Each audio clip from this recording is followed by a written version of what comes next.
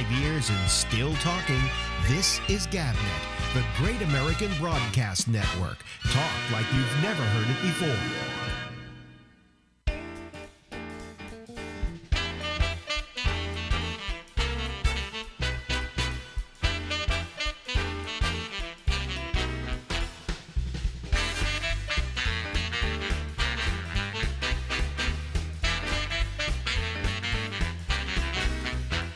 Hey everybody, it's Alex Bennett, and this is the Ramble. It usually goes on till midnight. We'll see if I can do it that long tonight. And hello to all of you. I'm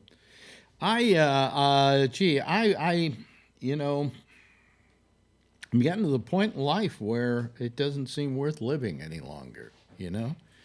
I came on tonight. And I was going to play an interview with Larry Bubbles Brown, and then we're going to do the show as usual.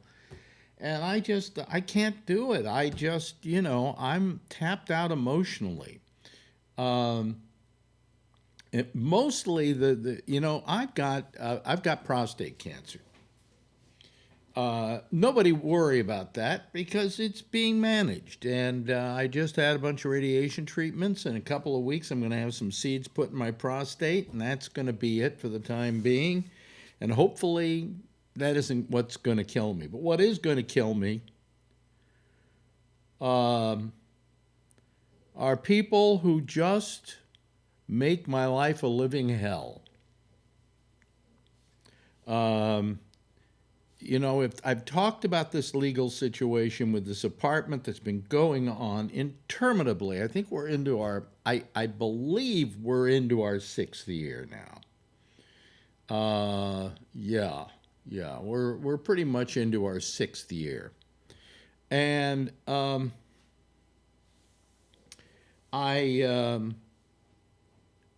it just has gone on and on and on. And again, I've said before any number of times, if you've listened to me, and I'm not going to talk about the case itself because the judge says, don't talk about this case to anybody. Well, why? But you do know that I have been involved in a legal battle regarding this apartment we live in. And when it started out, as I was saying last night, it was like, to buy in, you got to come up with $5,000. So we came up with $5,000, and we gave him $5,000, and we figured that'll last us a little bit. Lasted about a minute and a half, okay? And then there was another lawyer's fee and another lawyer's fee. And Marjorie has a loan on her apartment that she can get. It's not an improvement loan or anything like that. It's just a loan against it that she can use for anything she wants to. And God bless her, she's been using that money to pay off the lawyers for this whole deal. And that money is starting to run out. Okay, I mean, it's starting to run out because the bills are mounting up. As I said last night, last month's bill alone for this thing cost us $20,000. Okay? Now, we got the bill the month before was for $10,000, $11,000. In 2 months, we paid over $30,000 in legal fees for this thing. And at some point, you say to yourself, I guess I can come up with the money if I want to completely throw ourselves into destitution in our later years. I had some money squirreled away for our old age, and now I'm having to dip into that to pay for this. And the question is, how long do we keep paying for it? How much is this going to cost us to get we probably won't recover what we've spent.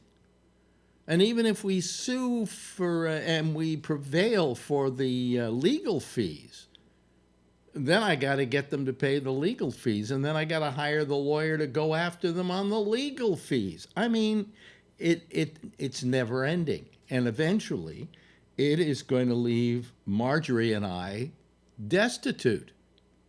because we're not made of money, okay? She still works at her job so she can pay off the loan that she's taken to pay off these bills, and God bless her, but I'd like her to be able to retire and to kind of enjoy retirement with me. But it doesn't look like that's likely to happen anytime soon. And it just seems like the lawyers just don't give a shit. They just keep sending these fucking bills. And when I look at the bills, half of it is for them, sitting on the can reading documents about the case and then charging it to us at $450 an hour. So, it just has gotten to the point where it's just really got me just absolutely irrevocably depressed. On top of that, I wrote my lawyer a letter the other day. I said to him exactly what I'm saying to you right now. This is we're getting tapped out when it comes to money, but more than that, being tapped out because of the money is just a small part of it. It's just the whole toll it's taking on us. And I said, quite frankly, at this point, we're considering bailing out. And that's a hard thing to do. When you're 100,000 into something, the question is, do you bail out and lose the 100,000? Or do you stay in and hope you'll get some of it back? So you don't know what to do. But I told him that we were considering bailing out unless he could come up with a good reason why we shouldn't. And he wrote me back and he said, I'm in the middle of something that I have to finish by the end of the day, and then I will get back to you. Well, how many days has it been now? 2 days? Two days? Yeah, 2 days since I sent that letter. I sent that letter on the 10th, so 10th, 11th, 12th. Yeah, 2 days. Haven't heard back from him. I guess when he heard the words we're tapped out and we're running out of money, he lost interest. I don't know. But in any event, I don't think so. He seems to be like a decent guy and so on, and he's probably got other things he's got to do, rather than listen to some people gripe about the fact they're running out of money. But I warned him before, be careful how much time you spend on this, because we're not made of money, and it's running out. And he said, well, we're doing what we can, Well, I don't know that maybe we haven't spent way too much on the lawyers. That's one thing I wonder. I don't know. I don't have anything to compare it to. But I sit here and I get more and more irrevocably depressed about this. And for a guy who all his life has feared death, is starting to embrace the idea that it might be a relief from this whole thing that's been going on. Is this any way for me to end my life? Is this the way for my life to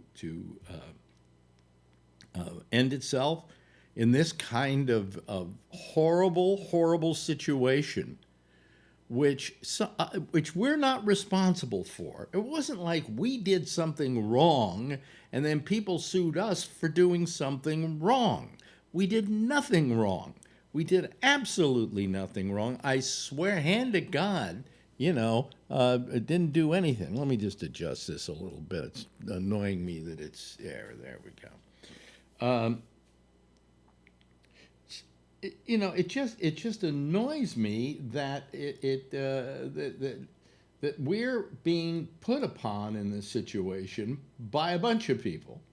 Not the least of which are the lawyers, not the least of which is the legal system, which just doesn't seem to be able to understand that, hey, some people are not made of money. Some people cannot afford this kind of shit.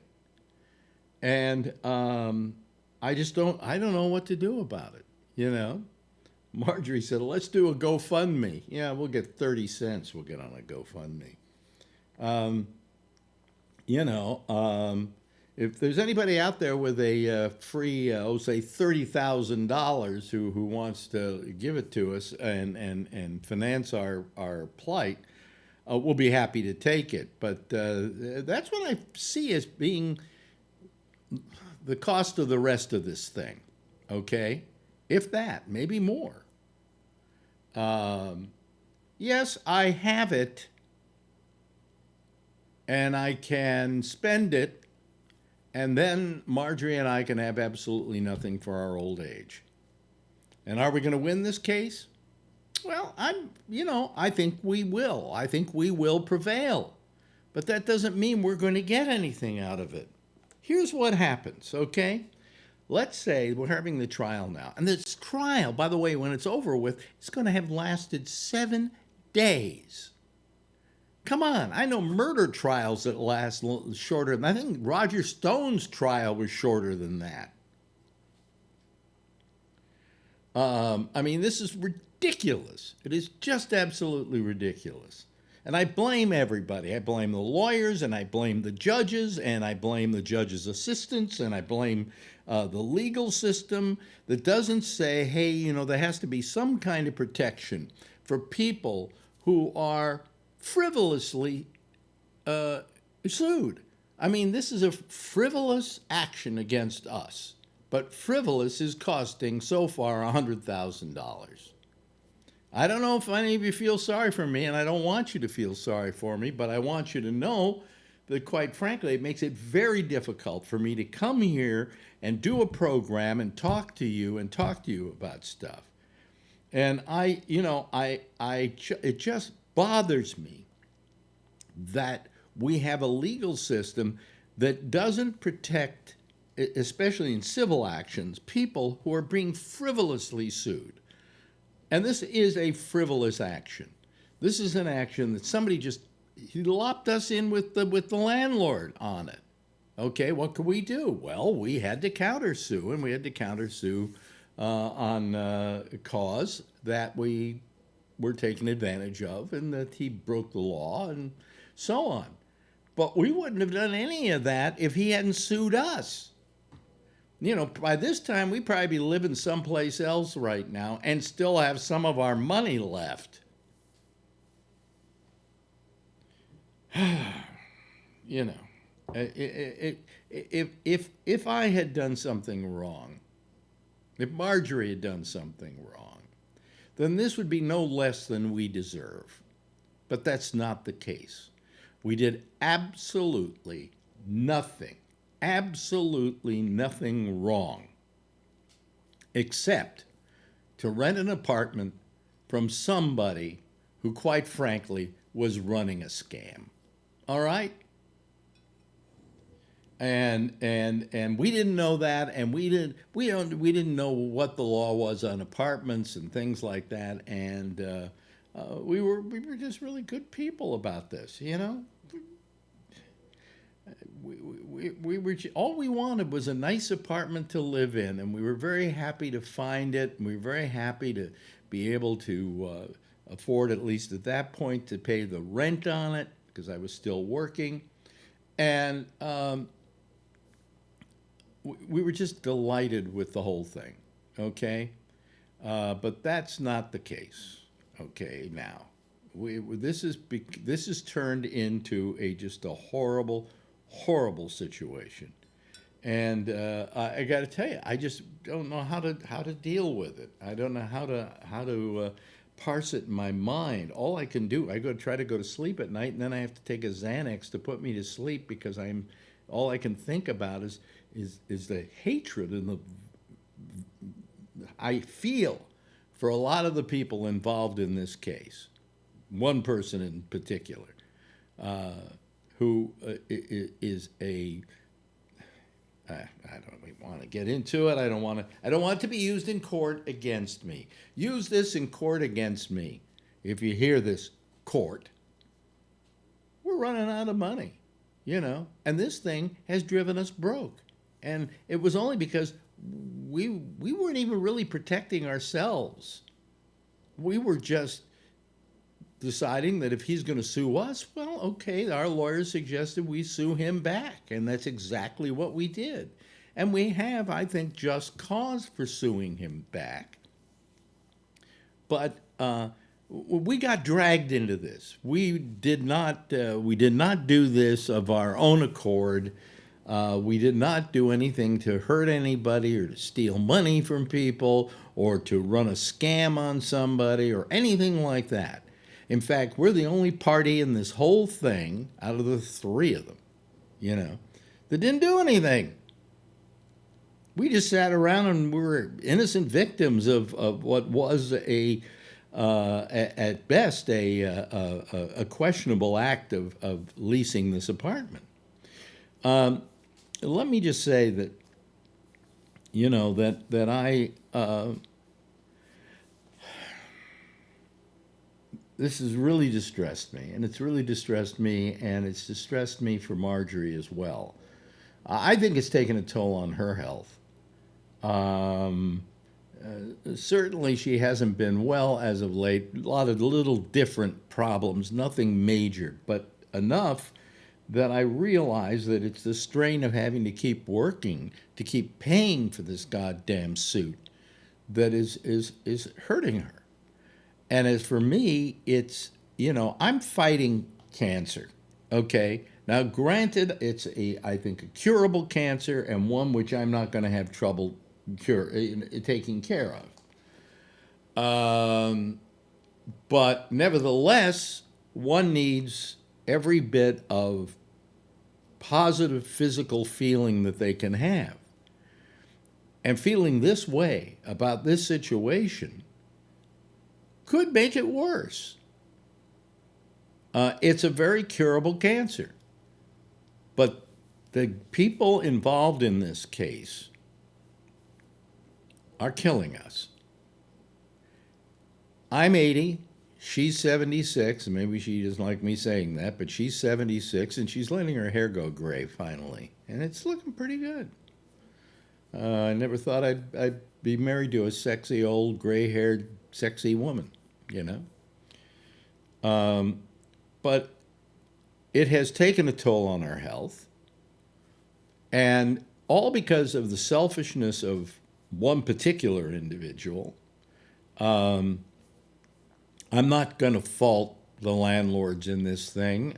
They're just fighting the case as they normally fight the case. They're landlords. But they aren't against us. In fact, they consider us part of their case rather than them, we were sued along with them, and they've been at least in court very civil and very nice to me, and I have nothing against the landlord. They've also, they've treated us well while we've been here, so I don't fault them. It is one individual who has just taken it upon himself to be selfish and a bully, and has made our life a living hell. And if he feels good about that, then I'm happy for him, because he should feel good about something, because he can't feel good about himself. It has just been anguishing for me to have to put up with this. And I find it difficult to come on here and do a show, and to enjoy doing a show, and to involve myself in the discussion in a good, wholehearted way. And it's also impossible for me to come on here without talking about this. And I don't think any of this would hurt my legal situation, because I'm not really talking about the case, but I am talking about how I feel about some of the people involved in the case, or one particular person involved in the case. I think, this person has single-handedly ruined our lives. And I don't know what the next step is. Because the next step, the questionable next step is, here's what happens. Okay, I take a lot of my money, a lot of the retirement money that I had squirreled away, and I spend it on this. Let's just say I do. Let's say it's another $40,000 and I shell that out. Okay? All right. Still be some money left over. Not a lot, but there'll be some money left over. And let's say I do that. But here's the thing.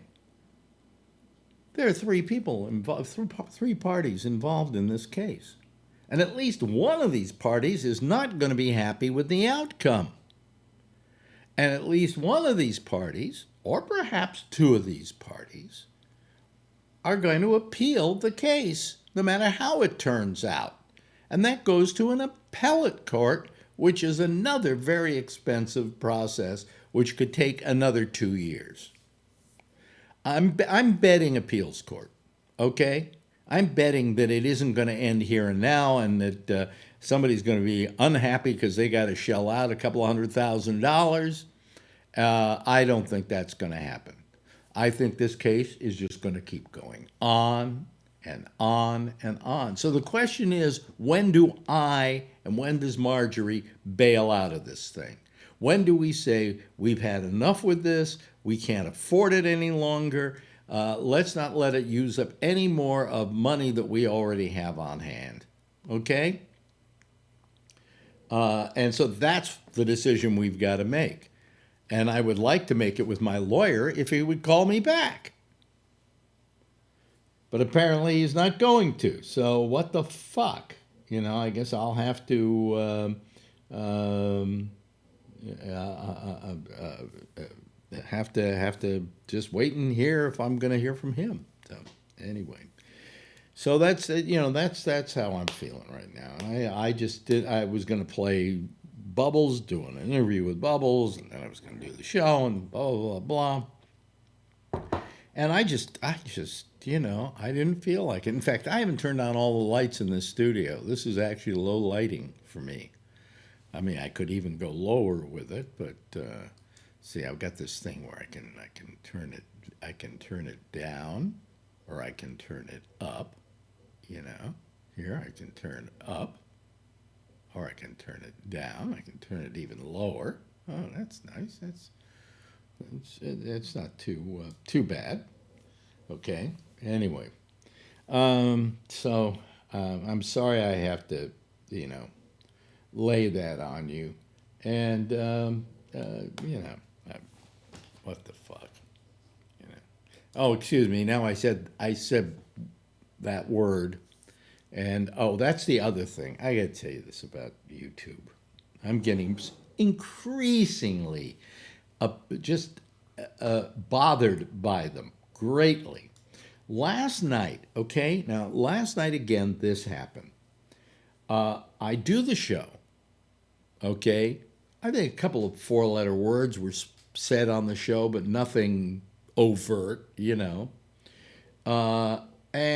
all of a sudden, when I go to there are two versions of this show that are up every day. There's the version that YouTube has recorded as I'm doing the show, and then it processes later on. And then there's one which I am recording right now, okay? And then I take that recording and I post it as well. So the one that says live from YouTube, okay, the one that says live from YouTube is the one that was recorded here. The other one is the one that was recorded at YouTube. Now they've made both shows from last night. I see. Okay, now both shows have been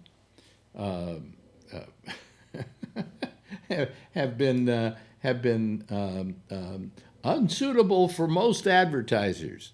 So you're probably asking yourself why, when you play either one of those, there's an advertisement. I have no idea, folks. No idea at all. So let me see. Request review. Okay. So I'm going to request a review on the latest show. Request manual review. Okay. I confirm this is suitable for all advertisers. And now you know what's wrong with it? What's wrong with what they do? They don't tell you. They don't tell you why they're against it. Okay? They just say that it's not suitable for most advertisers. Well, I'd like to know why. I have no idea why. And by the time they finally maybe review it and say it's okay, it's not okay anymore. So, but I do. What I found is that if I were to like take the most recent one here, that they just said wasn't that, and I started playing. Sometimes it starts playing with a commercial. So I don't know what that's all about. But that's also getting me down because those people over at YouTube they are absurd. I'm looking for an alternative. I don't want to go over to Facebook because it's just another mediocre piece of crap. But I mean, what happens is they tell you that it's not suitable for advertising, but then it won't tell you what on the show wasn't suitable. Now, our program, like especially last night, is loaded with political discussion, right? I want to know if it's the political discussion that bothered them. And if that's the case, wow. But they don't tell you why. They just say it wasn't suitable for me. Well, why? Tell me. Just write me a small note. It wasn't because at such and such a time you said blah, blah, blah. Well, there was too much blah, blah, blah on your show last night. I mean, it's just bullshit. Excuse me. There we go. Just another flag will go up tonight. You know what I'm going to do? I'm just going to stop monetizing these shows. It's not going to do me any good anyway. I mean, as I told you, they said not suitable for advertisers for a thing I did the other day, which was just raw footage of my trip to Ibiza in 1993 that I just put up because I saw that an Ibiza presentation that I did have is one of the most visited, in fact, the most visited videos that I have of over almost 6,000 people. So I figured, hey, that'd be good for advertising. I had to appeal it, okay? And then after appealing it, they went, oh, okay, you're all right. All right.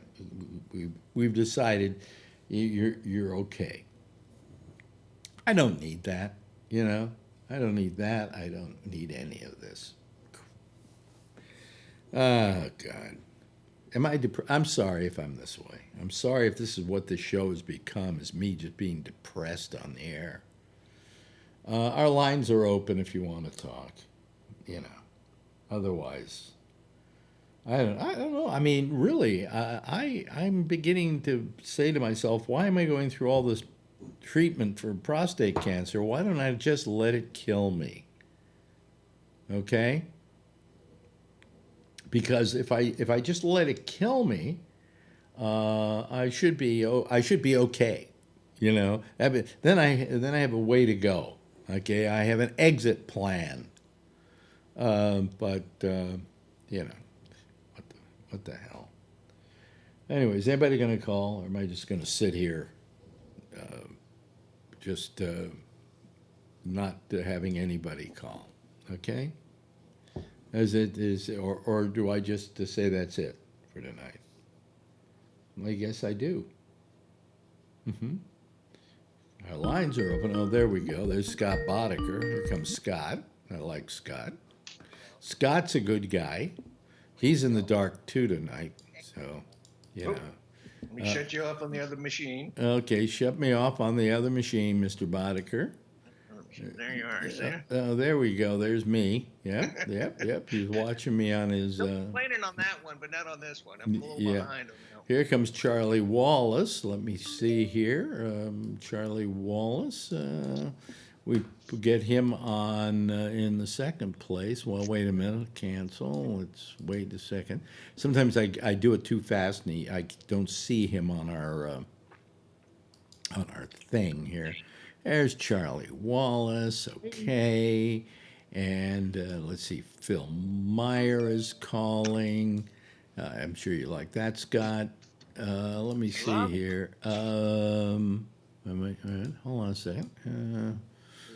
Let me see here. Where do I go? I'm going to do this, double this over. Wait a minute, where is Scuba Diver? There he is.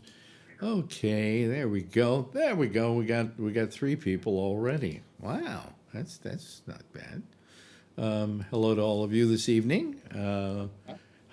First of all, how are you, Scott Bodicker? We haven't talked to you in a while.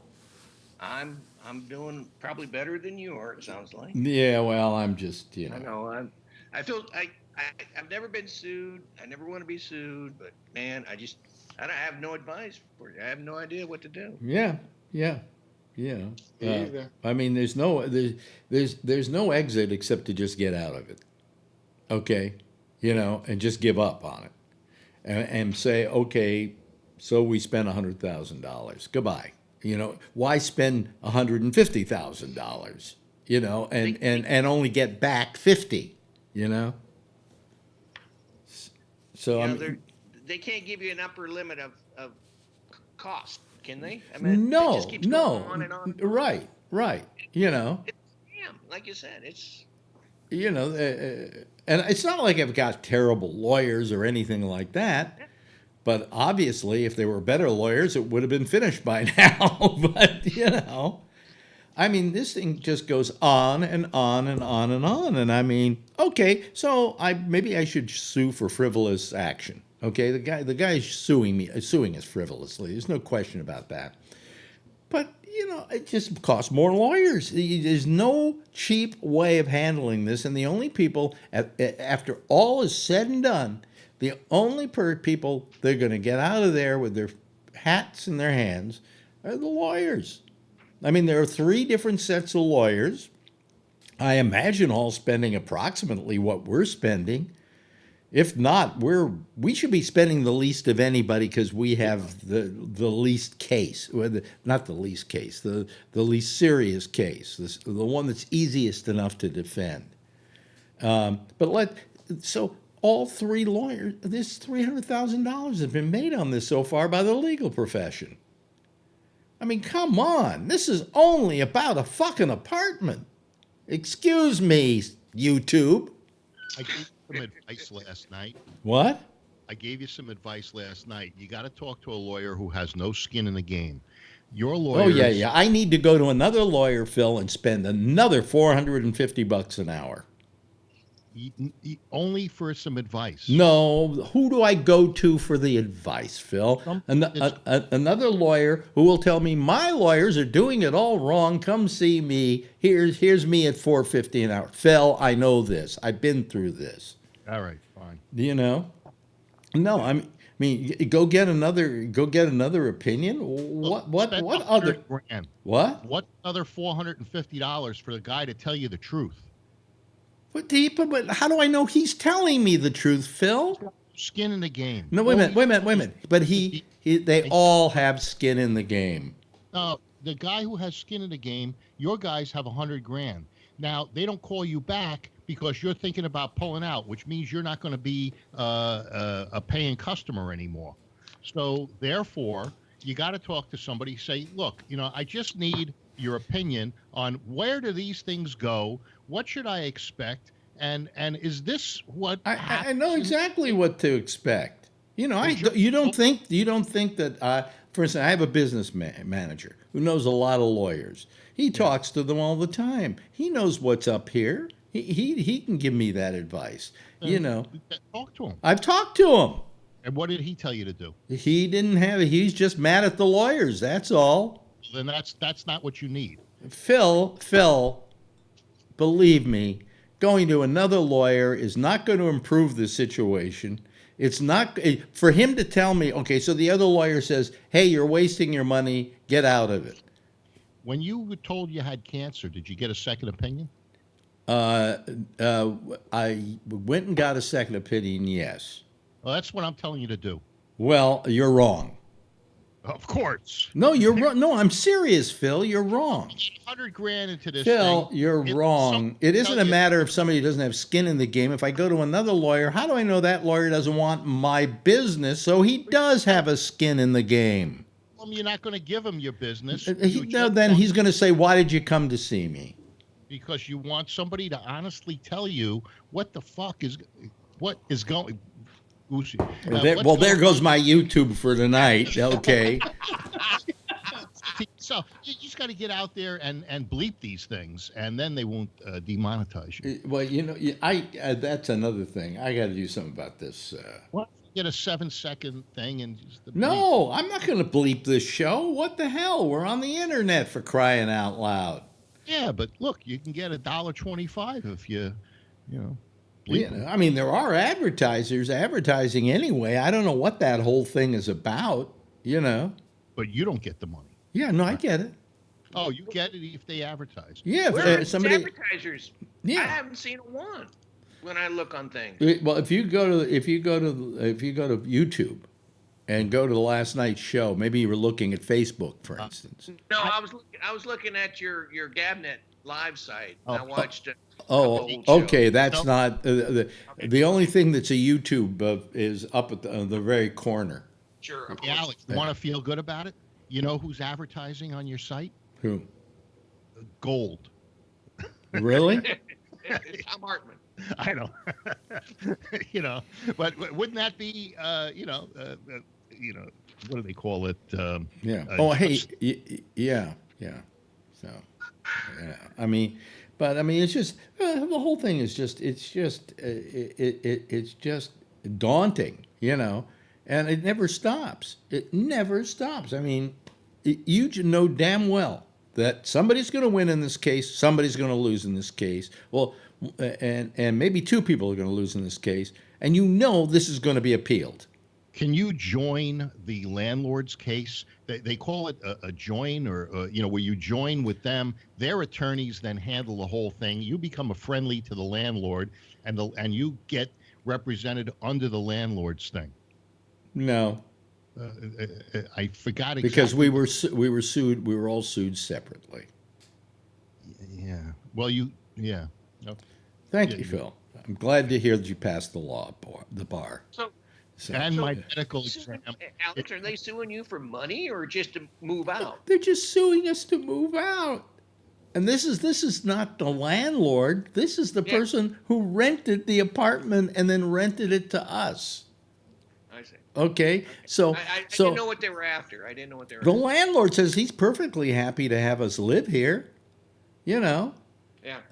and we've even almost negotiated a price for staying here. All right, Okay. So it's not the landlord that's the problem, but this guy's suing both the landlord and us, and how we got dragged into this, I have no idea. But by dragging us into it, he caused himself more misery because we then had to countersue him.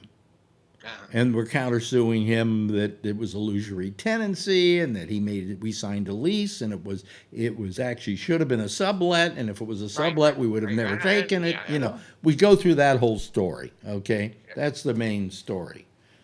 We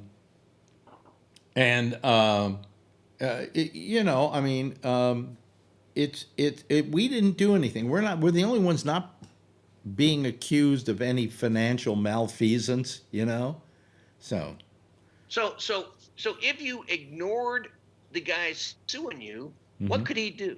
Can he get the sheriff to come in there and evict you? You can't ignore him. No, he couldn't have done that, but he sued us, so we have to somehow defend ourselves, even if it's not countersuing him. You can just tell him to F off. You can't exactly do that. When you get sued, you get served with papers. And then you have to show And then up. you have to show up. It's not like, I wish that were the answer. I would have done that a long time ago. That's what the Trump administration did to Congress. Yeah, you're right. You're That right. only works for Trump. It only works for Trump. Yeah. No, it works for everybody now. No, it doesn't. I know people right now that are in jail for ignoring a subpoena. Oh, these guys are joining my law firm, Alex. Yeah. Okay. Yeah. Do we cheat him and how?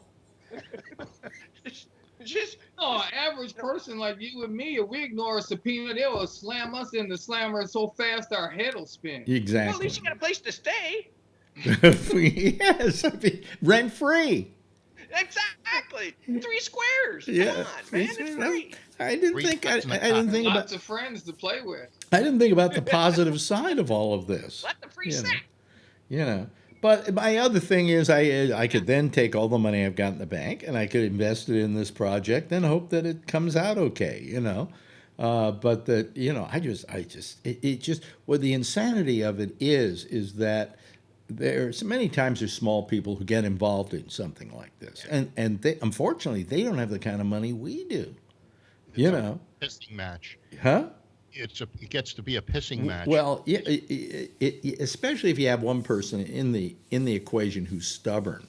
I mean, well, if you're thinking about walking away, can you do it from the angle of settlement? So this way, you don't walk away. You still wind up with the apartment. well, that's what I would like to hear about from my lawyer.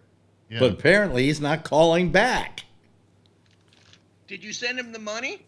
Oh, we sent him half of it and said the other half would be there in a few days when we could we have to go into my Vanguard account, take some money out of there, which takes several days, and then we will wire it to him. We already told them that. They know they're getting their You money. don't get the money till he calls you back. Dude. No, Well, that's what I was thinking. Repeat after me. The check is in the mail. Yeah, yeah. Now the check is in my And my pocket, you're not question gonna is, get- what happens to us if I say to him all of a sudden, we've run out of money, we don't have any more money? What would he do then at that point? Oh, you're done. Hey, it was nice knowing you. Do you think so? Or do you think he might come up with some plan to be able to? I don't think so. No, I Hey, think They did what they did. And, you know, I'm sorry, Mr. Schwarzman, you're out of money? Geez, that's really tough. You know, I know how that could be, you know. Yeah, well, we're so close to the finish line, and you guys think we might get our legal money back, and you think that we may prevail in this whole thing. Why don't you roll a little bit of the dice yourself and say, we'll still charge you, but you don't owe us the money till the case is over. How about they take 90, you get 10? That's called a contingency. Well, I don't want a contingency at this point because we spent too much money to give them a contingency. No, but and you know the guy might look at you. No, but if I say to him, "Hey, look, you know, well, let's do it this way. You know, you can charge us, you know, but we just you say you don't have to pay until the case is over with, and when the case is over with and you prevail and get some money, you got to pay us off first." All right. Yeah, it's at that point where he says, "I don't think you got that good a case." No. They have constantly felt we have a good case. That's what we told you when you were paying $4.50 an hour. Well, Now- let's see how good a case they think we have. You know, I mean, it's getting to a point where that's what we have to discuss. I don't think they're going to just let the thing drop. I mean, you know, after going this far. Okay, that I don't think. And these are not bad guys either. This is a pretty good law firm, nice people, decent people, and I don't think the reason he's not calling me back is because I said we're getting tapped out here. I think he just didn't call back because he forgot to, you know. Yeah.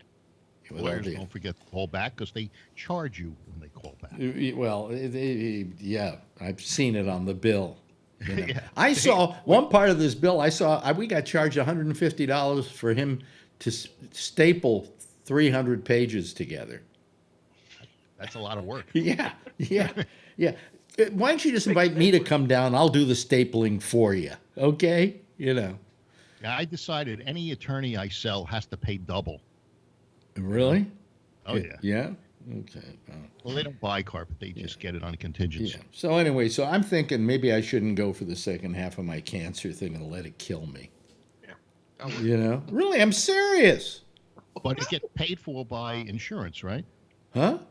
Your second half of the cancer is paid for. Oh, yeah, by it's all paid for by the insurance. Well, then at least they could feel guilty because the case will kill you, you know, and it wouldn't be that, you know, you let it go. You know, if I just, you know, why'd I want to cure this cancer? I should just let it get me. Who knows?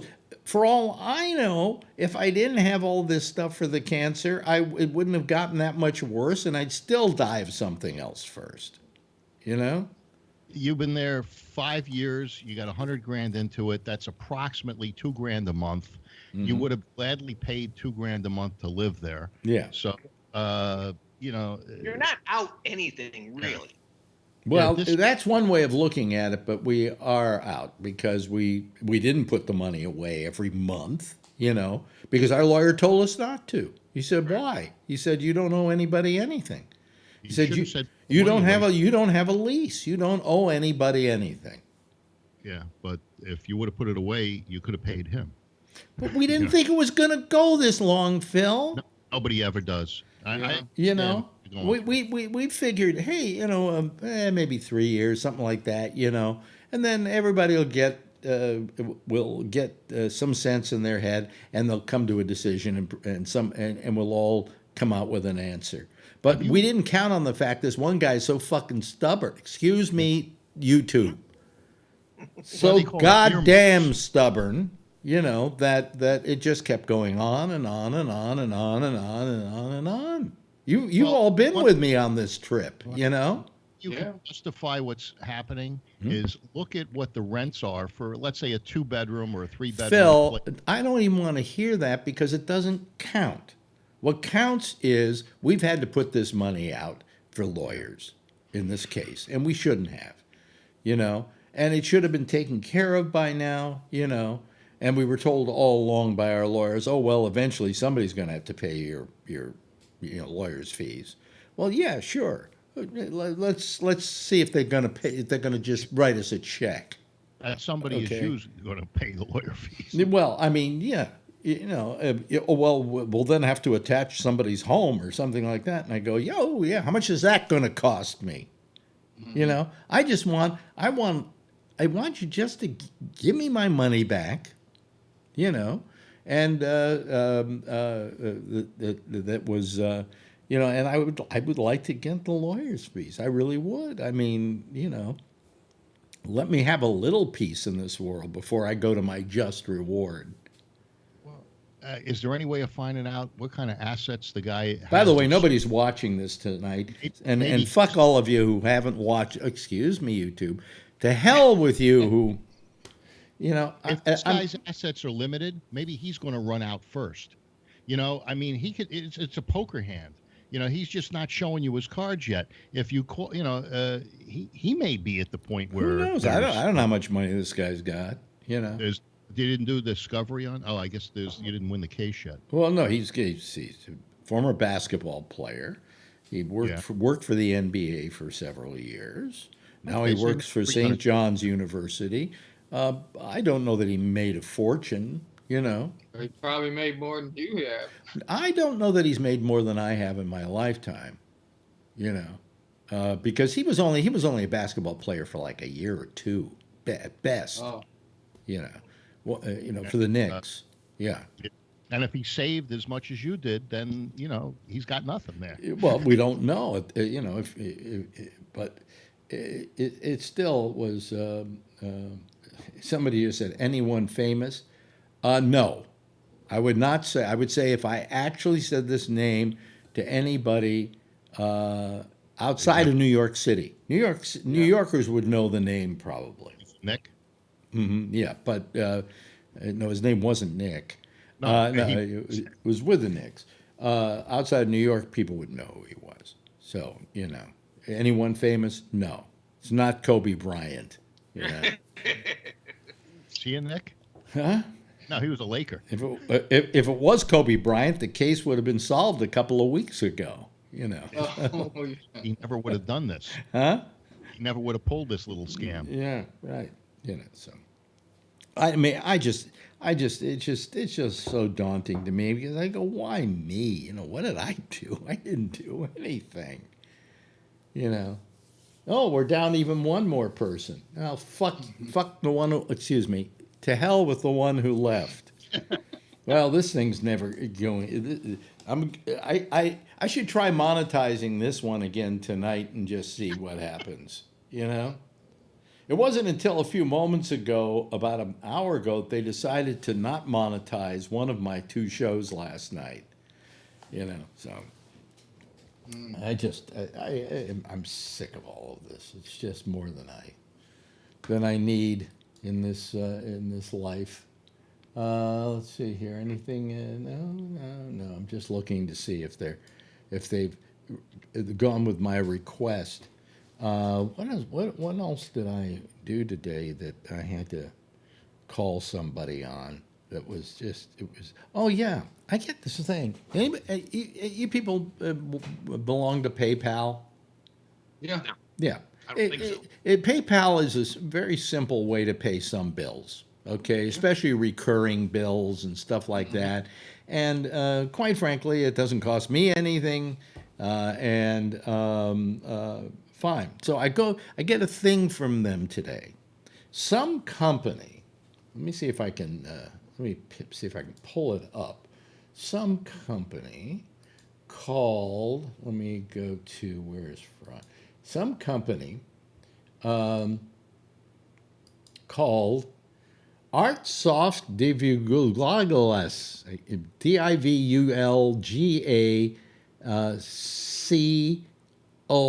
Divulgacoes, okay, sent you a money request. Oh, sure you did. That's a scam. That's a spam. Fishing. Well, this went to PayPal. All right. So I go to it to see how, and then on the bottom it says amount requested. How much do you think they wanted out of me if I pay it? $1. $500. Try 6 cents. I was closest. I said 10. Wow. Yeah, you said $1. No, I said 10. Phil said $1. Phil said $1. Okay, Phil, you win.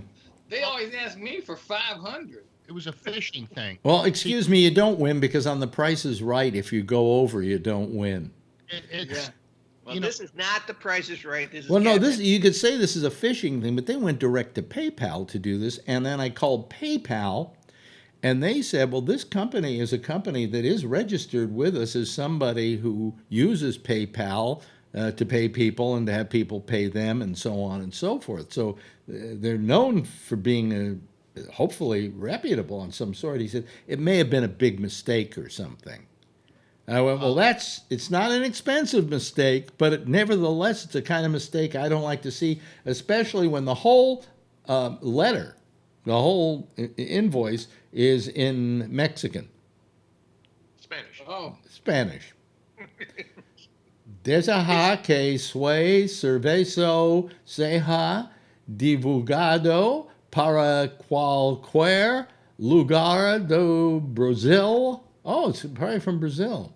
Maybe it's Portuguese. O do mundo, Portuguese, yeah. 24 horas por dia. Oh, Okay. you have another career ahead of you in linguistics. Oh, yeah, absolutely. Language. Alex. But see, Yeah. the thing is, if you Gabnet send, out of Portugal or Brazil, that other Gabnet site, I Yeah. think is down in Brazil. I don't think you didn't say that it had anything to do with Gabnet. You just said it was your PayPal account. My PayPal account. Oh, yeah. okay. It was not a Gabnet. Okay. Yeah. yeah, but the thing is, if you send them the 6 cents, then they have access to your financial information, and they get a whole bunch more later. Well, They take- all of a sudden that's it disappears that's why I wrote to these people. I mean, why I called PayPal today and said, check this out, you know. And they said, well, it's somebody we know of. They're on our list of PayPal Of course. receivees or whatever. But he said, we'll check it out. And if we find them to be disreputable, we'll get rid of them. But on the other hand, you won't get any more bills from them because we will block them from going to you. Yeah, Can I tell you about a scam I learned about in police class? sure. Guy- One of them guy- is being a policeman, but go ahead. Yeah. Could make like $1 million in 30 days easily. Now, what happens is Wait a you minute, I set need up- that right now, so continue.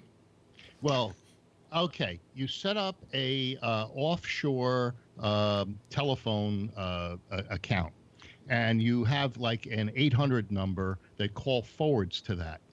You put on a little brown uniform, you have a clipboard, and you walk into a high-rise office building, and you say, do you know where Robinson and Robinson is?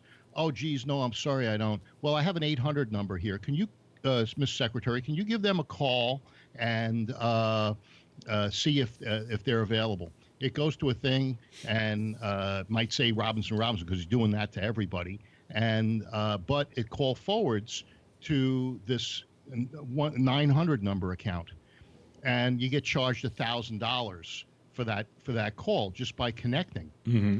And then you say, oh, geez, I'm sorry, didn't get through. He goes to the next office. He does the same thing, They don't see their bill for 30 days. Yeah. And once their bill on the landline, then they see they got scammed for the $1,000. Not only can they not get the $1,000 back because it's a hardwire landline, but the money goes into like some offshore Really? account where they can't get the money back. And you've taken the $1 million, you're down the road, and all of these businesses are on the hook for $1,000 a piece. That is a scam that has been used in the past and probably works. The hard part about this, though, and the most expensive part about this that you haven't considered, Phil, is buying the brown outfit. He's still at its dry cleaners. And then the money for the gas to go to each of these places. Oh, no, you go to a building like downtown New York where there's, 300 offices in the building. In one building. And in one building, you can, you get a couple $100,000. Wow. And all you have to do is call that number, and then it gets charged $1,000. The thing, the 900 number. That you call the 800 number, that goes to the 900 number, and you get charged. Wow. Well, I'll have to think about that one. That sounds to me better than a GoFundMe. Yeah, but the cops are on to this, Yeah, they're on to it, but what happens when they find it out? I mean, can they arrest me? Not They know who you are.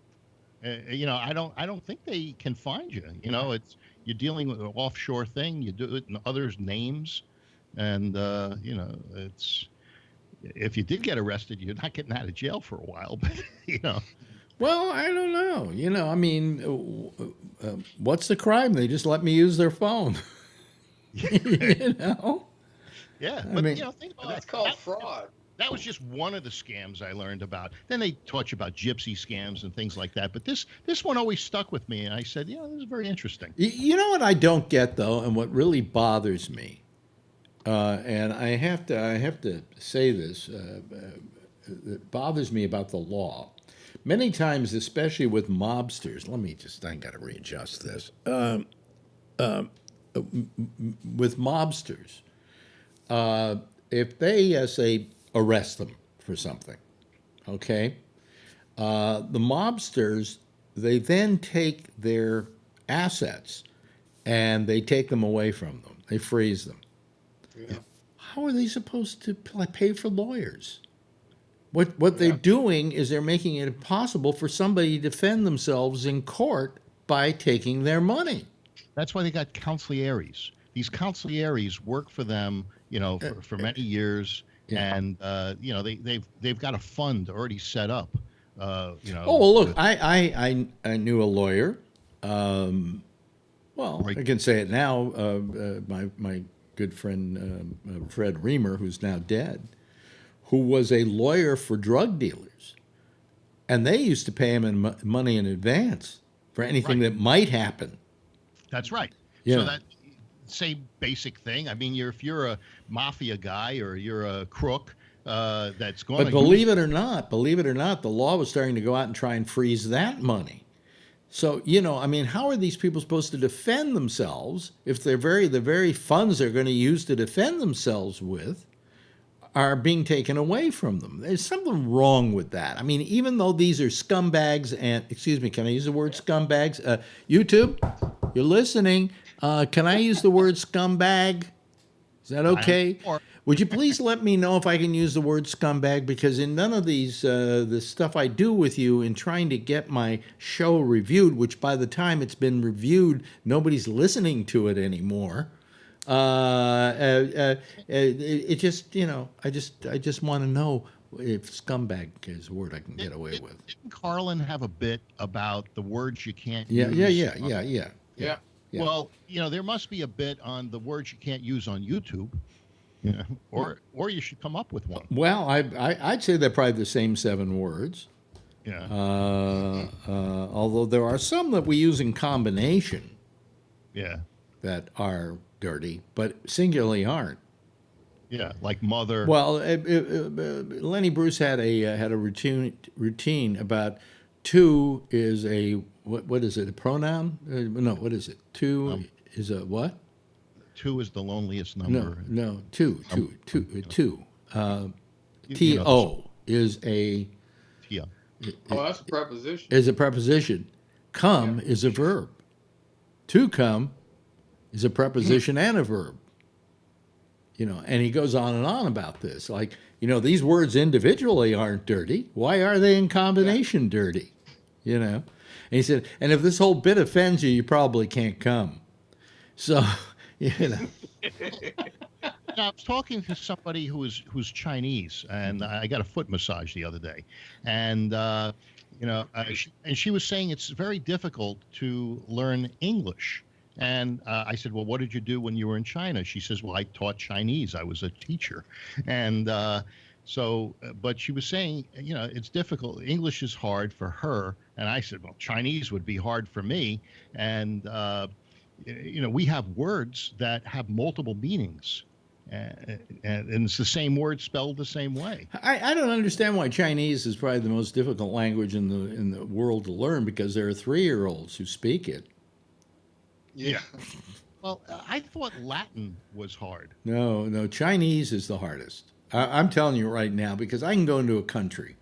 I can spend 2 weeks there. And by the end of the 2 weeks, I picked up maybe 2-3 dozen words that I can use.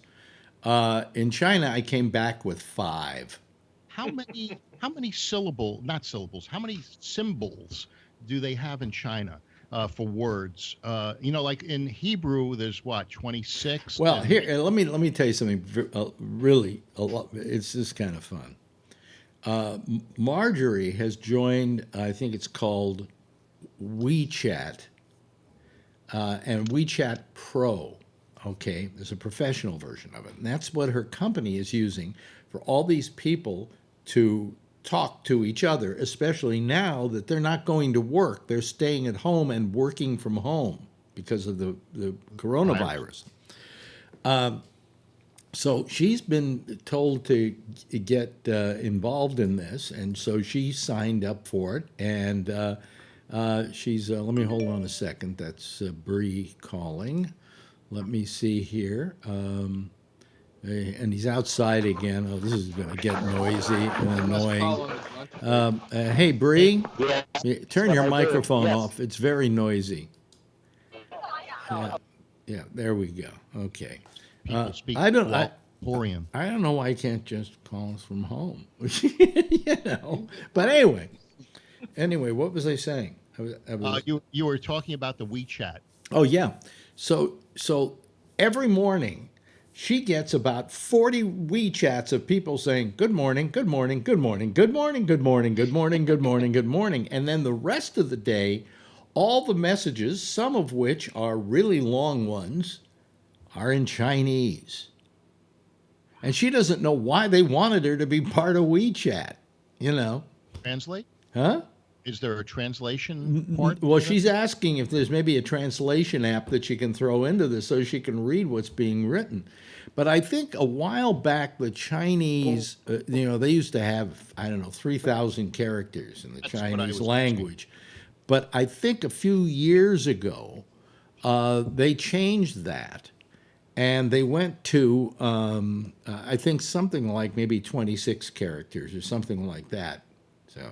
Now, because there are so many different dialects in China, I'm wondering which ones changed and which ones didn't. You know. No, there are only 2 basic dialects. So, Cantonese and Mandarin. There's Cantonese and Mandarin. Yeah. Taipei, I think they speak Fujianese or something. Well, I'm a Taipei. Dialects. What? What'd you say? There are dozens of dialects. Hokkien and Fuchao and yeah. Well, just like there are dozens and dozens of dialects. But the characters are the same. Well, you're breaking up on us like crazy. Your internet connection, Bree. Yeah. Strong. I'm coming out to a clearing, and it will get better in a minute. Yeah. I mean, we have dozens of dialects in this country, you know. Yeah, but they're all English. Well, some of them, yes, but the same thing with Chinese. The thing is, though, that there are some dialects in this country, Phil, that if I had somebody talk to you, you wouldn't understand a word they were saying. A lot of the Southern dialects, very deep, y'all came to, you know, Say the same thing about New Yorkers. I mean, Cajun, for instance. Cajun is weather almost. forecaster the other day. What? It took me like 3 or 4 minutes to realize she was speaking English. Really? Forecaster, yeah. It was really crazy. Yeah. What's the forecasting from? Yeah. Yeah. So, anyway, we were talking last night about Bloomberg and the current flap over Bloomberg about stop and frisk.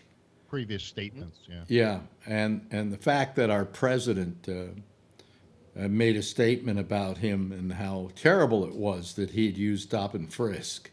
No, he didn't. Yes, he did. Matter of fact, today he Trump, did. Today he did. Today he did.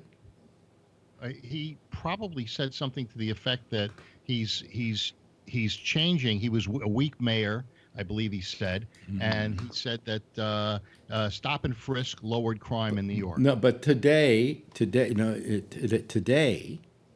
he said, I believe, and I would have to go find the tweet. Let me see here. Let me put Kevin on here.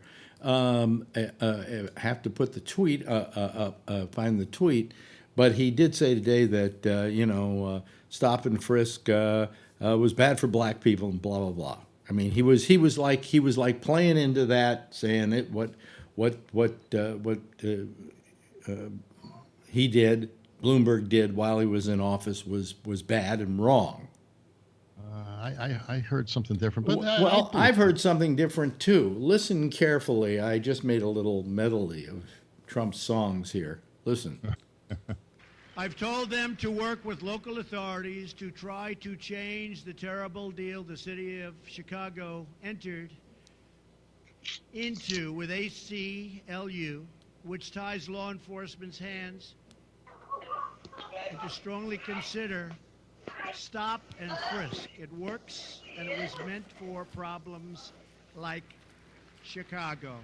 I want to know, what would you do to help stop that violence, black on black crime? Right. Well, one of the things I'd do, Ricardo, is I would do stop and frisk. I think you have to. We did it in New York. It worked incredibly well, and you have to be proactive. So that's what I said. No, but today, am I right about this, Kevin? He was complaining about Bloomberg using stop and frisk. That's correct. But Trump never said that. No, he never said that. No. Fake news. No, he never said that. Yeah. That wasn't him. Yeah. But didn't he today in a tweet deride Bloomberg for using? Absolutely. He went right back and said exactly what he said. Yeah. Only he, sat there and bullshitted. He just did exactly what. I think he was talking about Bloomberg being an apologist, and I don't think Trump came out today, Phil. Trump did exactly what he did with everything else. He said exactly the same thing that he said 8 years ago or whatever the hell it was, so like he does with everything else. I was listening to the news. I didn't hear that. Talked out of both sides of his mouth like he always does. I haven't opened Twitter in about 6 months. I'm wondering what I'm going to get. He didn't say it on Twitter. He said it in the Oval Office or wherever the hell he was talking. Yeah. It didn't have nothing to do with Twitter. What? He quickly deleted a tweet that attacked former Mike Bloomberg as a racist over comments about. Yeah, that's right. Stop it. Right. And then he said it too. Yeah. So he did. He called Bloomberg a racist for using stop and frisk, and then he, of course, then I just played what he had said about stop and frisk. So, That's all I've heard come out of Trump's mouth was what the things that you played. Yeah, that's right. But now he's assailing Bloomberg for having done it.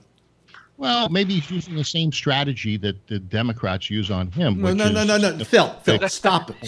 Stop. Phil, stop. I don't want any more of that whataboutism crap. What about? What do you mean? Because the Democrats did it, it's okay for him to do it. Well, if it's okay for the Democrats to do it, then it's okay for him to do it. Then he shouldn't complain about the Democrats doing it. So you don't like when the guy punches back. All right. No, this isn't punching back. Well, it is in the street, you know. No, he's punching and he doesn't like it. Well, since when has our government, did we ever want our government to be a street brawl? That's what we're getting. You know, you look at the Democrats right now, and you look at what's going on in this primaries.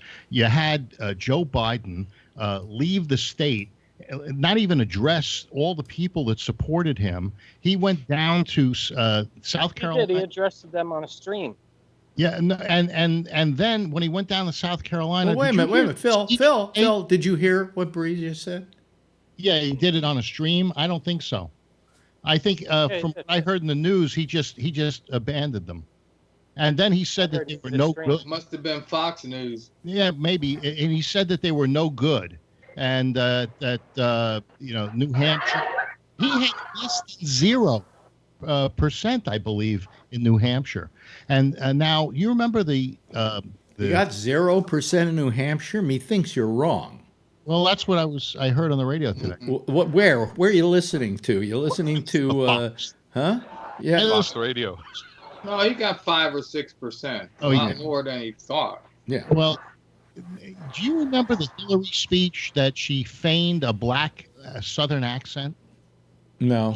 It's the same speech today, from what I heard on the radio. Mm-hmm.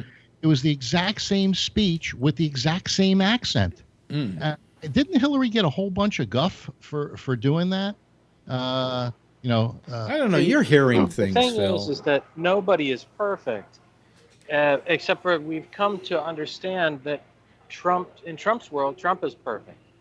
Yeah. And so it's amazing if you think about it. It's truly amazing. He can do whatever he wants, and nobody bats an eyelid. You know, he can basically say, hey, this guy shouldn't get that prison sentence. And it's amazing if you think about it. Yeah, I'm going to try and find it. Find what?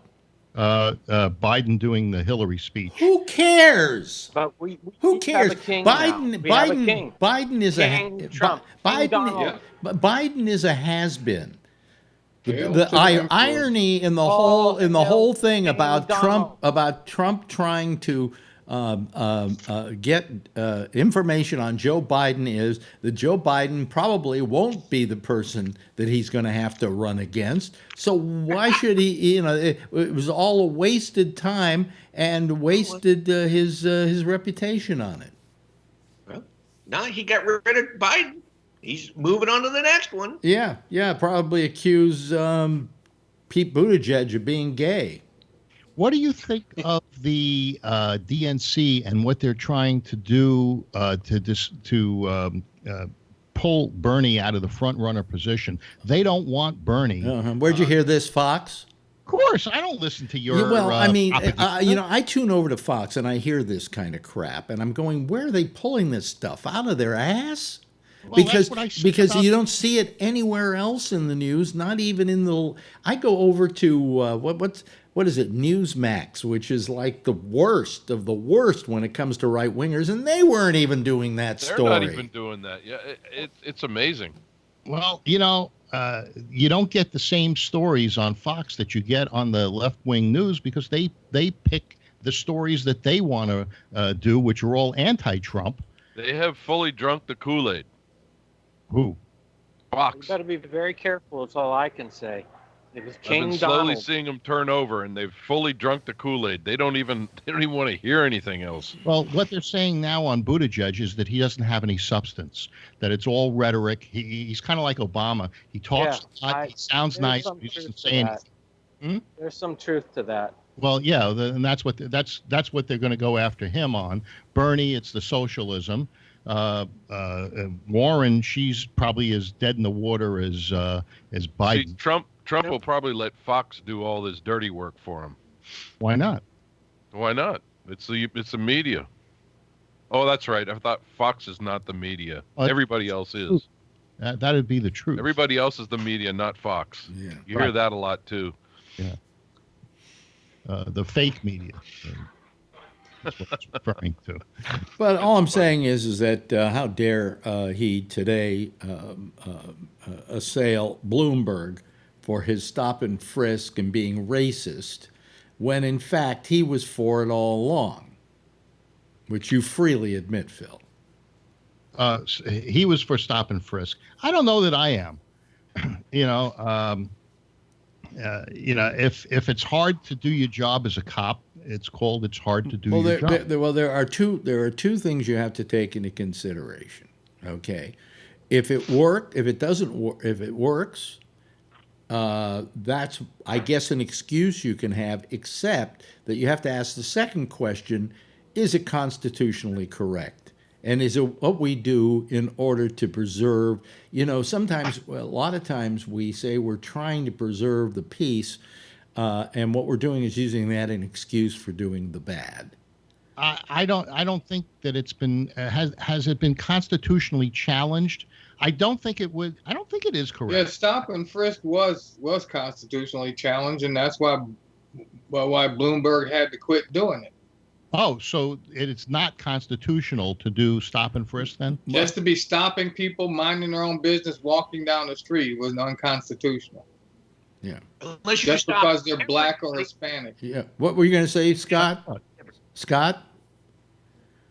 You have to stop. If they stop everybody, like at a road, sometimes they do these things on the roads where they stop every car and look for drunk drivers. Or every fourth car, or whatever it is. Yeah, that's different because you're stopping everybody. Yeah. If you stop everybody, then it's okay. But if you can't just stop the ones that look like they're up to no good.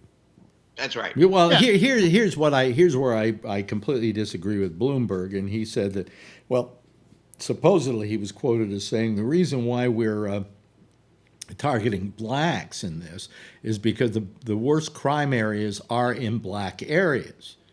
Now, that may be true, because wherever you have poverty, you're going to have a higher crime rate than you are where you don't have poverty. And since blacks were somewhat insinuated into being poverty, it would go to say that those neighborhoods, like Harlem, were more dangerous than, say, the lower west side, or just the west side. However, you don't do stop and frisk to solve the problem. You put more police in those neighborhoods, and you make it's safer just by the presence of those police walking their beats, which they don't do anymore, by the way. I heard a very interesting thing with Adam Carolla. He was being interviewed by Tucker Carlson, and Adam Carolla was saying that in Los Angeles, one of the reasons for homeless people is that they have an empty bag. There's no money in it for the government. He says, you'll see a cop pulling people over with their cars that are doing 7 miles an hour over the speed limit, while you have people on the other side of the street selling vegetables and things without a license, living on the sidewalk. But if you give them a ticket, you're not going to get the money. If you give the soccer mom the ticket, she'll pay the ticket, and the government or the locality will get money. And so they look at a homeless as just an empty purse, and there's no money in it for them, so they don't do anything about it. Yeah, Adam Carolla is the person I go to when I want political opinion. I really trust him. Well, he did a movie called No Safe Spaces, which I wanted to see and never got around to seeing. Hopefully it'll be on Netflix or something. Gee, hopefully.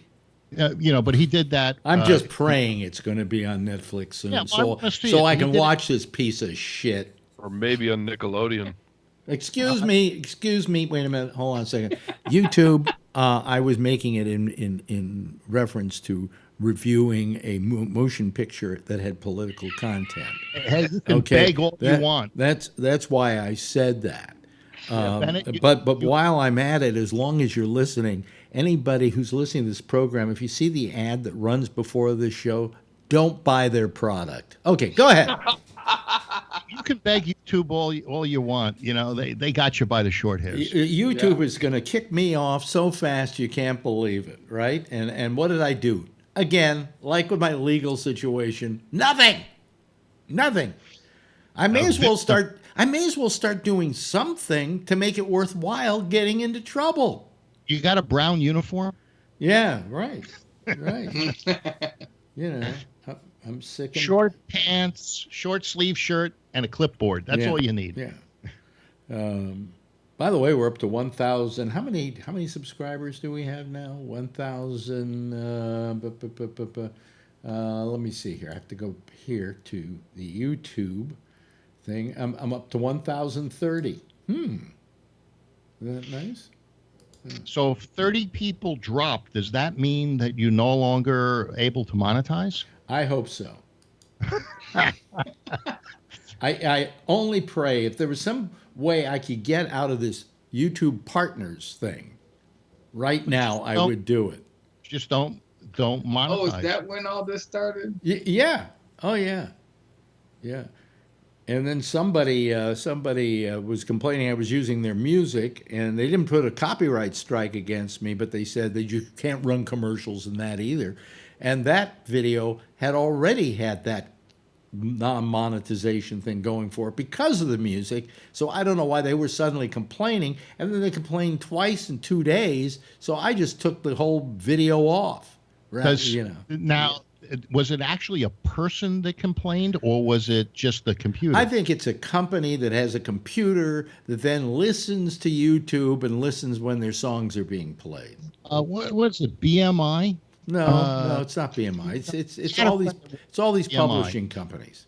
It's publishing companies. I had a friend that worked for BMI, and his job was to go into stores and see if they were That's playing the old days. That's years ago, Phil. Well, but he would go into stores. They made it. What they did, BMI and ASCAP, went into bars that were playing music in the bars, and then wanted them to pay a licensing fee for playing the music in their bars.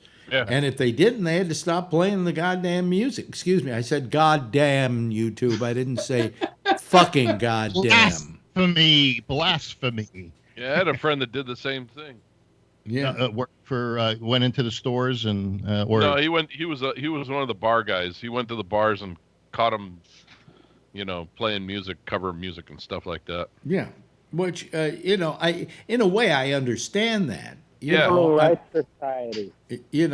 But here is something that I don't get. Okay, let's say I played one of my old shows from Live 105, where I occasionally played music on the show. Let's say I play that music here on Sirius. Should I have to pay a royalty to play music which already had the royalties paid on it? Yes, and I'll tell you why. Why? When you do a commercial or voiceover like you did with Comedy Tonight and those things, you get paid residuals every time the thing is played, right? So if they were a union gig, if they weren't a union gig, no. Yeah, but okay. So let's say you had a union gig, and the Comedy Tonight, for instance, and every time they use that, you said on TV or whatever, you get a royalty check. May not be very large, but you get a check. Isn't it the same thing for the guy who created the music? That he would get. Yeah, wrote the music for the use. Yes. Okay, so therefore it is but what I'm saying is that they already got paid for it. Okay? In other words, the music was played, okay? And the rights were paid for to play that music on my show. Now I replay that show. Right. And they're gonna want money again from me? Okay, think about the Comedy Tonight. You got paid to do the Phil, gig. That's a different situation. That happened to be a union gig in which I get paid for the various plays that thing does. It's a different methodology altogether from how we pay for music on radio stations and you have a license and you can. Yes, you have a license. In that case, you've signed a contract with the union saying that you will pay every time this thing runs for 13 weeks or something. You will pay so much again for the use of the performer. That's what's understood. What's understood about musical licenses, you've licensed the music. So if you've licensed it and now you've reused it, let's say I replayed it on that radio station, it would be okay. If I replayed it on my website, it wouldn't be okay. Did Live 105 then own the rights to the library? No, they had a blanket license with both ASCAP and BMI every year. In fact, Sirius, as an example, pays these organizations. Do you know how much Sirius pays for ASCAP alone every year? There was a time that they weren't paying, right? And they got sued? No, they were not paying on performances prior to 1975 or something like that. Yeah. Oh. Which they then got sued by. Do you remember the Turtles? You remember Flo and Eddie? That's Fluorescent Leach and Eddie. Yeah, they sued and they got money out of them. Yes, Brie. What they did was Pandora was also under this. They made the same arguments you're making, Alex. Oh, thanks a lot. That was quick. Thanks. Can I get the mild sauce? Thanks. They made the same argument. What they did was they bought a radio station. Mm-hmm. And then they said, "Oh, look, we're Pandora, we're online, but we own the station." And then I think Sirius bought Pandora. Yes. Yeah, but but Sirius had to pay off all performances prior to 1975 or something like that because of that particular suit against them. But anyway, the point I'm making is that how many times do we have to repay over and over again for this, for the use in the same kind of venue? In other words, my show didn't change at all. I'm just replaying it. I'm replaying it somewhere else, but I have to strip it of the music because Well, what if you play comedians giving jokes? Do you have to pay them? No. And isn't that a talent? So it's not fair. It's just that the artists were able to lobby. Yeah. It was a union thing, right? Right. It wasn't a union thing, no. The thing is that, the union, we pay a lot of money. But anyway, Sirius pays per year, I think, just after alone, something like $250,000 for the use of their music. But if you think about it, it's okay. It makes sense because Sirius makes their living off of non-commercial channels that play music, and that gets them their subscriptions. In fact, a large amount of reasons people subscribe to Sirius is not for that lousy talk programming they do. That barely has any listeners at all compared to the music channels that they have. So. I'm so tired of the Sirius cutting in and out on my car. You make a turn, it cuts out. You go under a little overpass, it cuts out. That's the satellite. I'm not renewing. In a big city like New York City, Sirius actually has translators on the ground that send the signal to your car. Because if they didn't, there's no way you would be able to get the satellites in New York City. And so, therefore, calling it satellite radio in New York City is actually a con job. Hey, isn't that what sling boxes were originally? No. In New York City, they used them for TV signals? No? What was a sling box? Remember, they said they were illegal? The sling box was you hooked it up to your TV set or to your cable, and then you could watch those shows that were in your home anywhere else using sling box. Oh. Did they have something for on-air reception? No. They were originally, Marjorie had one, a sling box. It was a very complicated thing. It worked weird. But it was so she wanted it so she could watch her tennis at work. Yeah. So. Now all she has to do is have an iPhone. Yeah. It's amazing. By the way, people, when I do this, when you see me do this or this, I'm just scratching my nose. I'm not picking it. Okay. Yeah. What's that lunger that came out there? But anyway, by the way, I had my last. My last. You must. What? You're doing that. Wait a minute. Mute. Bree, mute. Yeah, thank you. Yeah, okay. Well, if you want to talk, then you can take it off mute. But there was a lot of noise there. I did my last treatment on Monday, and I didn't get a diploma. Congratulations! But I finished the treatment, and I'm back to peeing like a racehorse. You know. Hey, did they give you that thing that you lay in, the cast that they No, made? I was going to ask him if I could have it. And then I decided, I looked at it and I said, I don't want to take this piece of junk home and have it sit in my living room. It's just like a black kind. I can't even tell you what it looked like. Okay, so it wasn't decorative. Right. I mean, yeah, I'll put it in the bed and I'll sleep in it at night.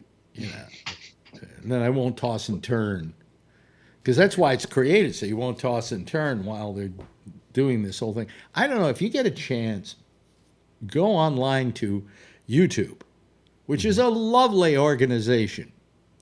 As long as you don't curse. As long as I don't curse, anyway, where was I? You were talking about going online. Go on YouTube to watch something. Oh, if you go on, just go and look up stereotatic radiation therapy, and look at the machine. That's the very machine. They have it, and they show it being used and everything. That's the very machine they were using on me. They use it for other stuff, too. It was originally invented for brain radiation. It says here prefrontal lobotomy. Oh, yeah. Oh, well, then better to have a prefrontal lobotomy than a bottle in front of me. Anyway, I'd rather have a prefrontal lobotomy than a bottle in front of me, or I'd rather have a bottle in front of me than a prefrontal lobotomy. That's the saying. Tom Waits said that. Yes, thank you very much. I appreciate that. But Piano has been drinking. Yeah, but it really is quite a machine to look at. What a piece of hardware they were using on me, and it supposedly it's a very small specific beam of radiation, and they can very well target what they're doing, as opposed to the old days where, like, for instance, Vernon Nunn had the old kind, where they just take a chance, so your whole body, that part of your body gets radiated. So.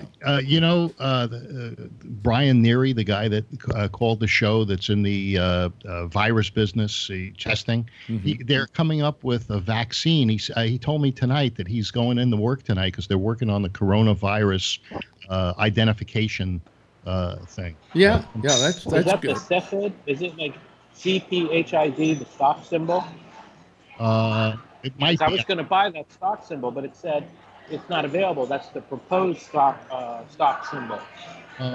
His company got bought out by somebody. It was taken over. I think he did. I'll ask him. How, by the way, is the coronavirus affecting Kuala Lumpur? Are people like wearing masks and washing their hands and staying home and not going to work and stuff? Some people are doing that, but across the causeway in Singapore, they were crazy. I mean, there was a run on everything in the supermarket. You couldn't get masks, hand sanitizers, toilet paper. Singapore was going crazy, so the prime minister down there had to make a speech on the television and tell everybody to calm down. Yeah. But up here, we've been fine. Some people are wearing, I'd say maybe 10, 20% more. I heard that mild sauce that you're eating is the vaccine for the coronavirus. You interrupted him for that joke. Yeah. I got to laugh out of Charlie. No, but I was wondering. Yeah, I was wondering. People are going crazy. Did you just see they canceled the major mobile phone conference in Barcelona, Spain? Yeah. Now canceled. Yeah. I had 2 conferences in Beijing in June. Really? Not going. So it's really having an effect everywhere. Yeah. But anyway, let me once again ask a question of Patrick, who has not been around for the last couple of days, because you had a lot of medical things, right? You had a lot of medical tests and so on. Yeah, nothing. I mean, dental appointment, urology, just normal shit that hits at the beginning of the year. Mm-hmm. But the problem is I wasn't able to drive myself because I still didn't have my prescription from my cataract surgery. So I wasn't comfortable driving. So I had to rely on the cripple van service, and they pick you up almost 2 hours in advance of when you need to be somewhere. Right. And all my appointments, I like to start at around 8 or 8:30 in the morning.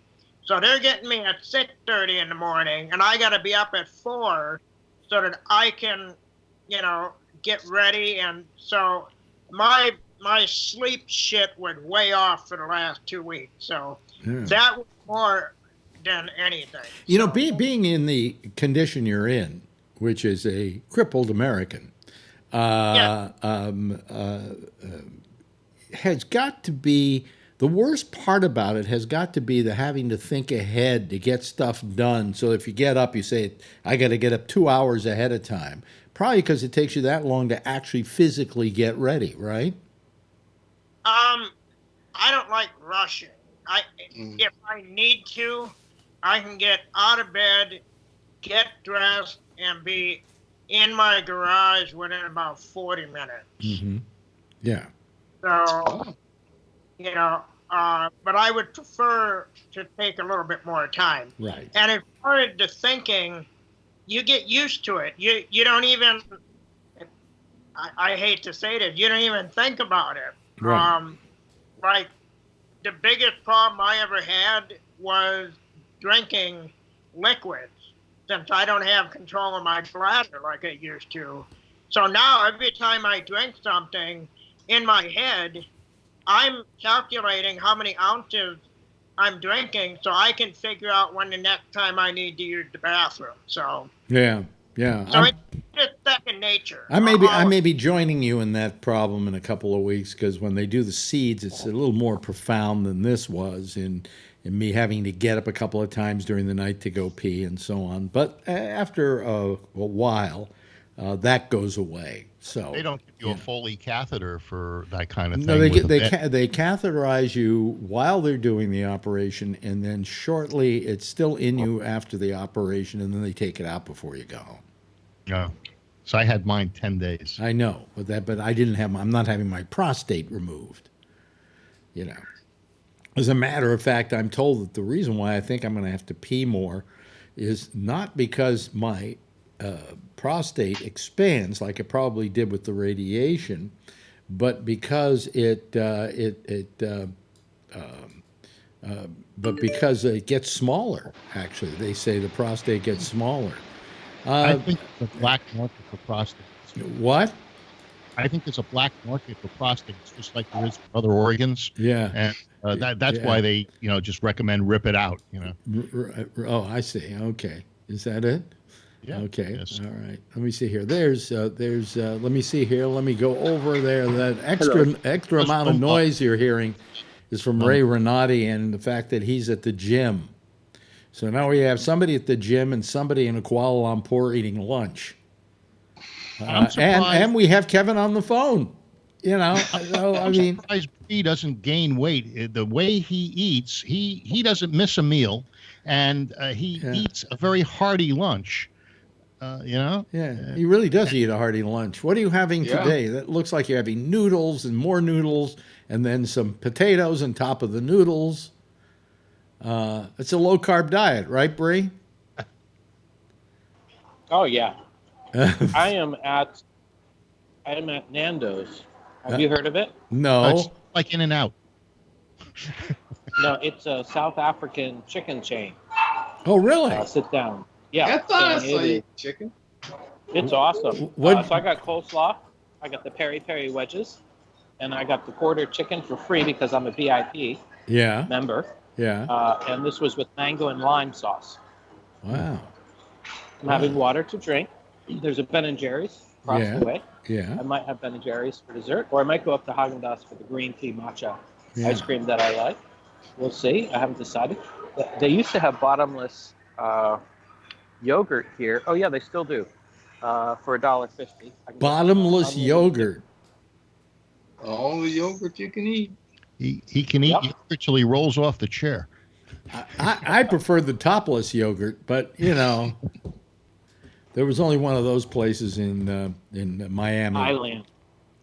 No, Miami. They used to have Denver. they used to have a topless donut shop. Yeah. Yeah. So. Oh yeah, there was a topless coffee shop in Miami, wasn't there? No, it was a donut shop. It was a donut shop. It's called Our Donuts. It's called Our Donuts. I remember the name of it because whenever Penn Jillette would come down to visit me in Miami, and that was only once, but he came, and Teller came too.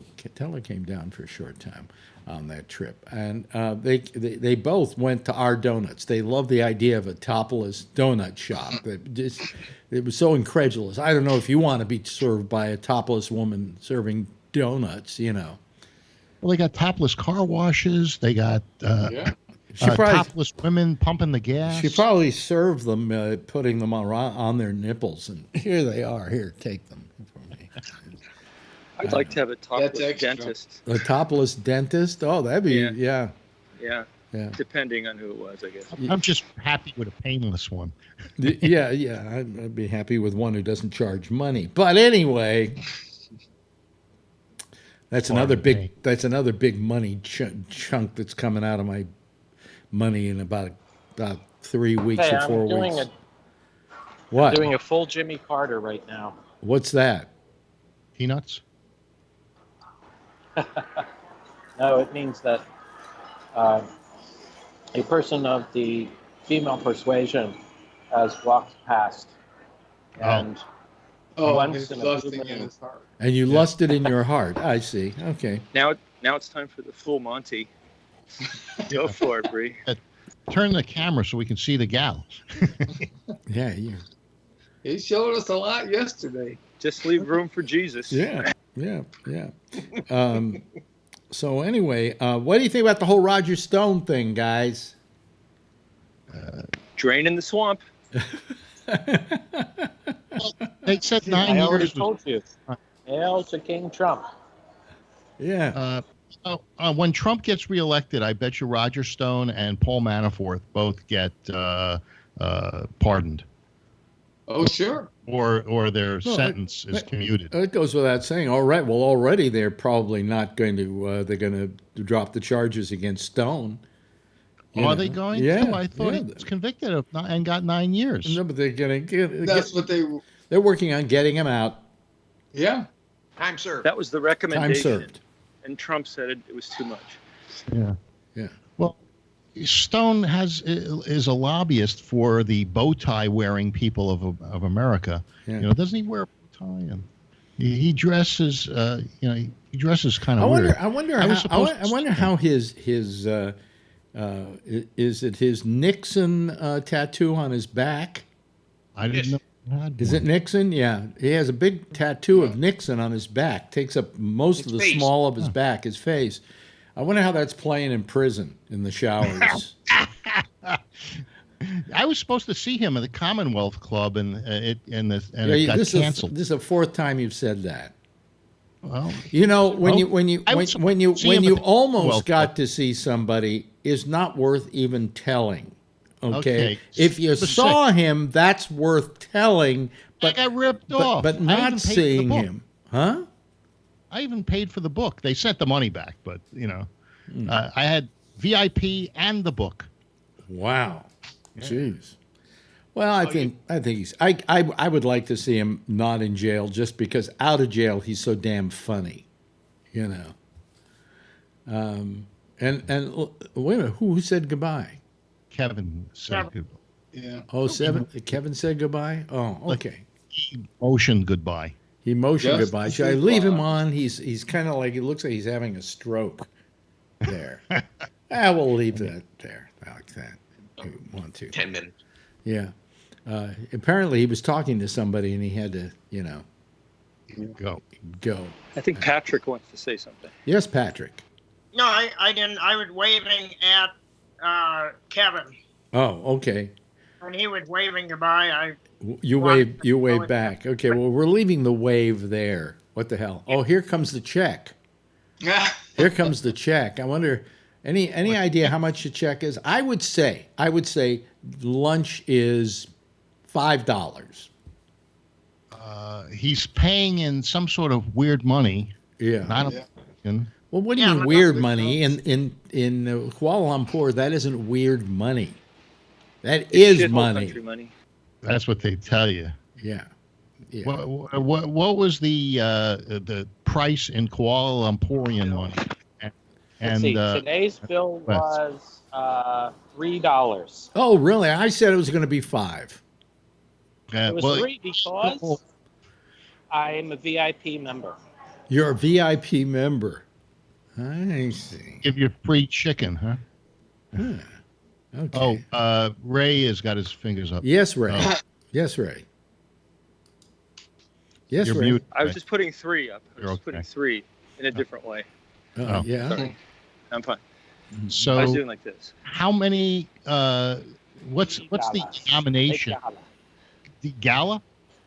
These are ringgits. Oh, ringgits. And they're in many different colors. I knew a guy who had rickets. Oh, actually, I did have 15. I could have given them, but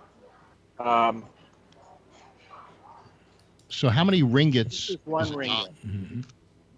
That's one one ringgit. And how many of those is $1? That's 25 cents. Oh, so there's 4 ringgits to $1. Right. That's 20 ringgit. All right. So anyway, that's 20 ringgits to $1.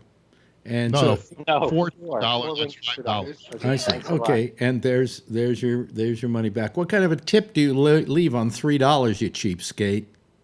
Do they No tip tip. in that country?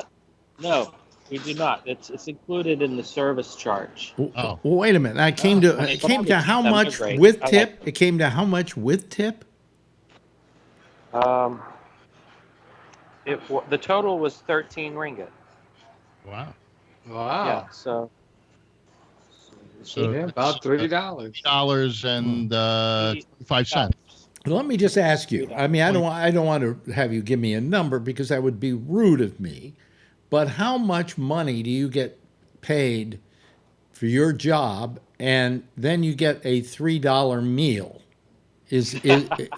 Are you making enough money? Are they paying you like $35 a week? What's the story here? how shall I answer that? Let's just say that I make a good wage. Okay. And I get HSBC has a premier account. I have the premier account. You have the premier account. And the reason that you are so wealthy is because of where you're living, right? Yeah, that's true. Yeah, okay. That's a lot. Pretty much. I rent a full house, with 5 bedrooms and 5 baths and yard. And I'm in a major city. Wait a minute. And I pay $800. How much? $800 For a 5 baths? 4 baths. 4 baths and how many rooms? 4.5 baths. And how many? And I have 5 bedrooms. 5 bedrooms. See, Alex, you should renegotiate your rent. Wait a minute. Now, on top of that, let me just ask you this question. This may be a difficult question for you to answer, but you're married, right? Yeah. Bree, you're married. You don't have any kids, do you? I do. Well, you do. How many? 1. 1. Okay, so there are 3 of you. What do you do with the other 2 bedrooms if we consider that your wife hates you and makes you sleep in one of them? That's where the maid goes. Yeah. There's a lot of things. My in-laws were just here for a month and a half. Yeah. And my mom and my sister are coming over. My niece is coming down with her 2 kids and her husband. We have a lot of people that come, so we have guest bedrooms. Oh, okay. Just like Alex. We were thinking about getting a dog. Do you mind if we come and see you for 2 or 3 years? Oh, you're 2 or 3 days, Alex. Maybe. You know what they say about yes fish. They're only good for 3 days. Yeah. That's right, Ben Franklin. said that, right? Yeah. Yes, You're Ray. all welcome to come. Yes, Ray. I was just wondering if Bree is worried about his dog getting eaten. Or that's just terrible that I said that. I'm sorry. They don't like. For all we know, that was his lunch. Oh. Yeah. That was Korea. That was Korea. Yeah. And is it true that if you get the coronavirus, they do have a possible cure for it by putting a lime in your ear? No, that's in the Lime coconut. goes in the coconut. Corona, lime. Oh, you get it? Yeah. Corona. Well, that's why so many people died. They couldn't fit it in the IV, and then they figured out how to do it. Yeah. So it's so the corona really hasn't hit Kuala Lumpur terribly at all, right? No, I mean, we have cases, but and I mean I can show you here as I walk in the mall. You'll see like every 8th or 10th person with a mask. Yeah. But isn't that just common over there anyway? I mean, people do that when they. Oh, you're breaking up on us. Yeah, you should have stayed in the restaurant. You should have stayed in the restaurant eating food, and spending your $3. Yeah, it's fair. Oh, there he goes. I say I've got 5 and I'll get it back. Yeah. I should connect to the Wi-Fi here, but it takes too long. Yeah. Let me just remind you folks that Bree just came back from a very expensive lunch, where he spent $3 on lunch. Would have been more if he wasn't a VIP. Yeah. It might have been 4. And what'd you have? You had I know she had some noodles. No, that was coleslaw. Oh, it's coleslaw. Oh, okay. Yeah. Chicken. Coleslaw, peri, and the coleslaw's really good. You know what? Creamy. You know what I had for dinner? And you know what I had for what'd you dinner? have? Popeye's chicken. And it only cost me about $11. Yeah. So that was that. Oh, Kevin said, wait a minute. Kevin sent me a message. It says, sorry, Alex, got a call from my daughter. My ex-mom-in-law passed away earlier today. Oh, that's too bad, Kevin. I'm sorry to hear that. We were close, so I wanted to talk to her. Gee, I'm sorry to hear that. But, that's... Who was that? His mother-in-law. Kevin's mother-in-law. Yeah. But he got along with her. Ex-mother-in-law. Ex-mother-in-law, he said. Yeah. Who? Yeah. Kevin. Oh, Kevin. Kevin, that's why he waved goodbye. Okay. Sorry to hear that. Oh, he's hate to see people go for that reason. I mean, go on the show. You know what I mean. Anyway, turn off your because I'm going to close this show off anyway. And start playing the theme here. Yeah, that's it for tonight. I hope I wasn't depressing people too much during the beginning, but I'm just so... You know what's great about this? I enjoyed so much talking to you people tonight that it made me kind of forget my problems. So that's, that's a good reason to do it. And the shows the last couple of nights have been terrific. Hey, listen, I want to thank Scott for being here. Thank you, Scott. Love having you on the show. Charlie, thank you. Thank you, Phil. Thank you to Bree. Thank you to Ray. Thank you to Patrick. And thanks also to Kevin, who was here for a while until he got that unfortunate call. What I'd like you all to do, if you would, is to just I don't know, give me a big wave goodbye and I'll wave back at you, okay? And everybody else at home, wave at them as well. Wave at me. There I am. Okay. Anyway, that's it for our citizen panel for tonight. The next show up is Jack Bishop. He's going to be here with the program called The Intersection. I'll be here again tomorrow night. Same time, same station in life. Same misery. And in the meantime, as always, if you see her, what do you mean if I see her? If you see her, tell her I love her, okay? Bye-bye, everybody.